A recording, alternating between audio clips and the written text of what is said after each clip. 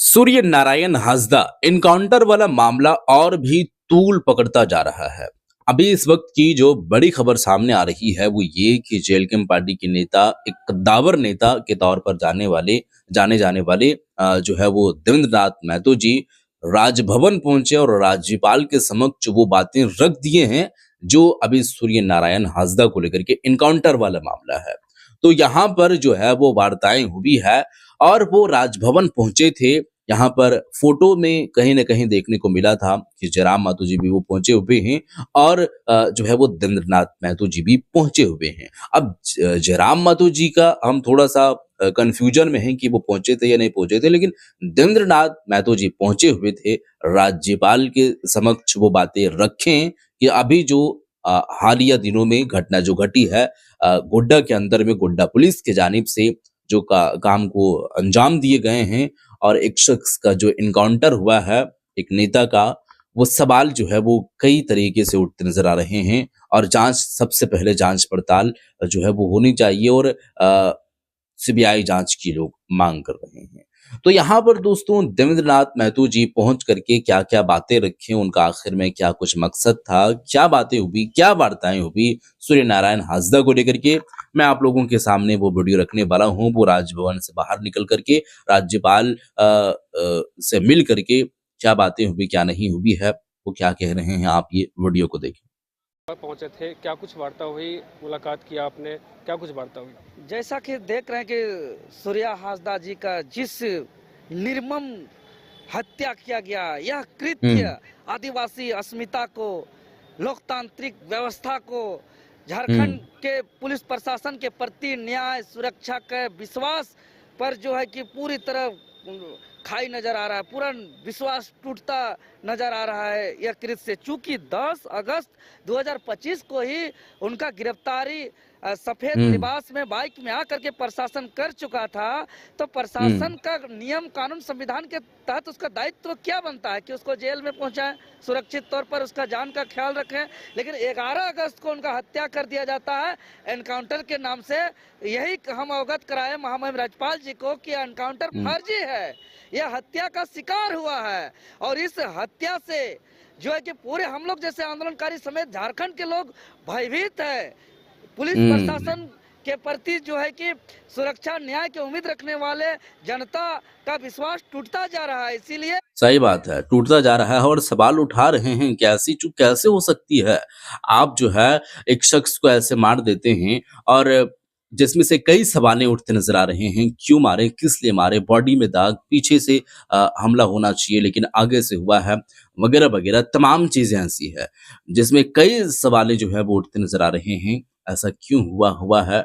मैं सीधे तौर पर सीबीआई जाँच माँगता हूँ, ये जनता माँग कर रही है और यही बात अवगत कराने के लिए और बात पहुंचाने के लिए राज्यपाल के पास पहुंचे हुए थे। क्या-क्या और बोलेंगे, बात सुनिए। सीबीआई से जांच कराया जाए और जो भी हुँ, दोषीदार है उस पर त्वरित कठोर से कठोर कानूनन कार्रवाई किया जाए और परिजन को सुरक्षा प्रदान किया जाए, साथ ही साथ हुँ, उचित मुआवजा भी दिया जाए। ये मांग हम लोग ने दंडी के तौर किया पर। है। चूंकि सूर्या हांसदा एक संवैधानिक लड़ाई लड़ते थे, वो दबे हुँ, कुचले पीड़ित गरीब गुरबा आदिवासियों का आवाज थे।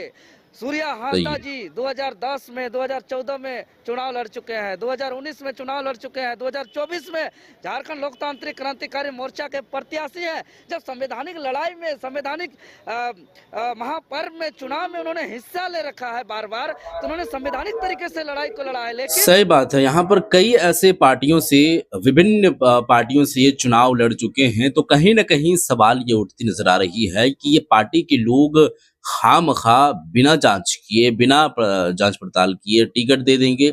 वो तो देखते हैं, चाहे जैसे भी देखते हैं, लेकिन देखते हैं, लोगों को लगता है तो टिकट देते हैं।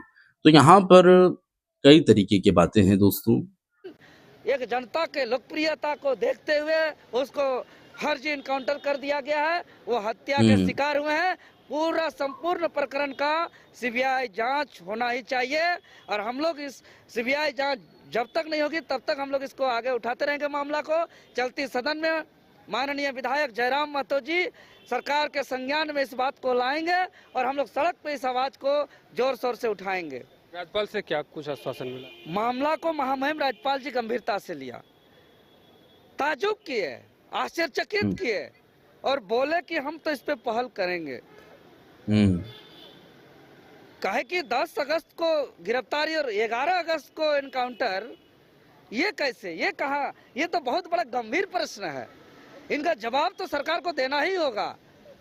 ये चुप्पी सरकार को तोड़ना ही पड़ेगा। हम लोग चुप बैठने वाले नहीं हैं, हम लोग लड़ेंगे। अच्छा, आगे देखते देखते पांचों प्रमंडल 2400 जिला पर जो है कि आपको ये आंदोलन दिखाई पड़ेगा आने वाला दिनों पर, क्योंकि यहाँ के आदिवासी मूलवासी लोग डरे हुए हैं, सहमे हुए हैं, भयभीत है।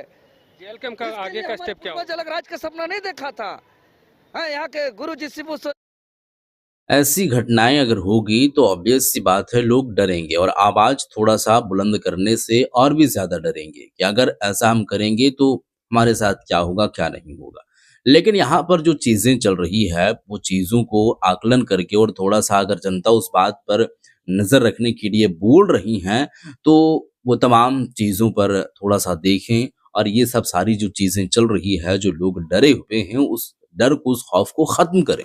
ऐसा क्यों होगा? किसी के साथ में ऐसा क्यों होगा? यह भी एक सवाल है और ऐसा ना हो इसके लिए जो चीज़ें चल रही है, जो गलतियाँ हो रही है, ये सब सारी चीज़ों पर थोड़ा-सा पहल करनी चाहिए और पहलकदमी करने के बाद वो चीज़ों पर खरे उतरनी चाहिए और उस बात को थोड़ा-सा एक उस पॉइंट ऑफ व्यू से देखना चाहिए कि हम भी जो है वो यही जो है वो इसी राज्य के एक तरीके से कहा जाए तो मतलब आप समझ सकते हैं कि झारखंड में कई प्रकार के लोग रहते हैं।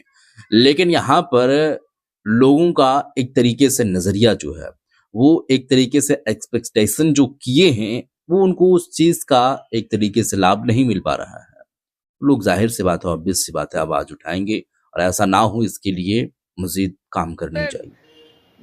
झारखंड पितामह विनोद बाबू, निर्मल दादा, शक्ति सुनील महतो, बिरसा भगवान, जो ये तमाम जो हमारे पूर्वज शहीद हैं, ऐसी झारखंड की परिकल्पना नहीं किया था कि यहाँ के माटी पुत्र जो यहाँ के दबे कुचले पीड़ित का जो आवाज उठाएंगे उनको फर्जी इनकाउंटर कर दिया जाएगा। जेल कैंप आगे इस पे क्या स्टेप लेगी? बोले तो चलती सदन में हमारे विधायक जी इस मामले को उठाएंगे और हम लोग सड़क पे इस आवाज को देखिए, चलती सदन की बात है तो अभी पोस्टपोन्ड जो है वो लगातार होती जा रही है। गुरुजी के निधन के बाद यानी कि आदरणीय दिसोम गुरु शिबू सोरेन का जो निधन हुआ था उस बात पर तमाम चीज़ें अभी तक जो कार्यक्रम में हो रही है वो कार्यक्रम में अभी तक स्थगित कर दिया गया है। लेकिन उसके बाद से एक और घटना बस कुछ ही दिनों के बाद में देखने को मिली और इस सूबे के जो शिक्षा मंत्री हैं रामदास सोरेन वो भी इस दुनिया को छोड़ चल बसे। तो ये सब सारी चीज़ें जो है वो उस बात को देखते हुए सदन की जो एक कार्यक्रम है और मानसून सत्र उसके उसको जो है वो आगे लगातार पोस्टपोन्ड लोग करते जा रहे हैं। तो होगा या नहीं होगा वो एक अलग मैटर है और अलग मुद्दा है। लेकिन उसके बाद से अगर वो ना हो तो इसका मतलब ये नहीं है कि आवाज़ नहीं उठेगी। आवाज़ उठेगी और लगातार आवाज़ उठेगी और वो एक अलग रास्ता बनेगी। तो जैसा भी होगा लेकिन जयराम माथुर जी इस पर पहल कर लिए हैं, संज्ञान में ले लिए हैं और निगाहें टिकी हुई है और तमाम बातें जो है वो पेश करेंगे और वो बातों को रखने की कोशिश करेंगे सदन के अंदर, चाहे ऑन कैमरा हो या ऑफ कैमरा हो, सदन ऑफ हो या अंदरूनी तौर पर जो एक लिखित के तौर पर होती है, वो लिखित के तौर पर वो देने की कोशिश करेंगे। तो ये सब सारी चीज़ें हैं। वीडियो को शेयर करते हैं। आपका इस पर क्या है विचार ज़रूर बताइएगा। मिलते हैं एक और नई वीडियो के साथ, तब तक के लिए